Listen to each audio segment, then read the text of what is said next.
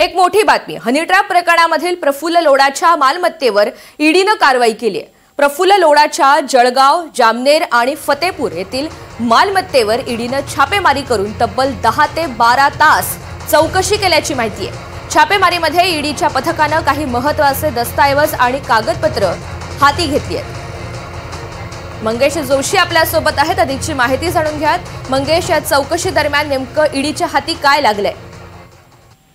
नक्कीच तुझ्या खरं ईडीच्या पथकाने जे आहे प्रफुल्ल लोढाच्या जळगाव असेल, जामनेर असेल, पहूर आणि फतेपूर या मालमत्तेवरती खरं छापेमारी करून त्या ठिकाणी तब्बल 10 ते 12 तास जे आहे ती चौकशी केलेली आहे।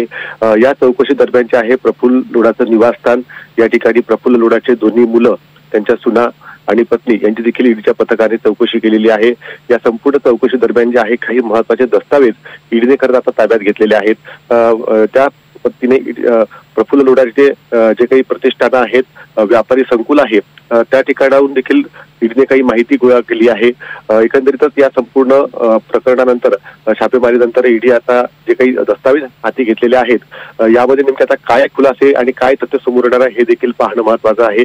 मात्र प्रफुल्ल लोढाला अटक केल्यानंतर मुंबई पोलिसांनी देखील प्रफुल्ल लोढाच्या मालमत्तेवर छापेमारी केलेली होती आणि त्या दरम्यान लॅपटॉप, पेनड्राईव्ह, काही इलेक्ट्रॉनिक डिव्हाइस हे देखील जप्त केलेले होते। त्यानंतर आता ईडीने ही कारवाई केल्यानंतर जळगाव जिल्ह्याची एक मोठी खळबळ उडालेली आहे। त्यामुळे आता प्रफुल्ल लोढाच्या अडचणीत अजूनही वाढ होण्याची शक्यता जी आहे ती देखील वर्तवली जात आहे। तुझ्या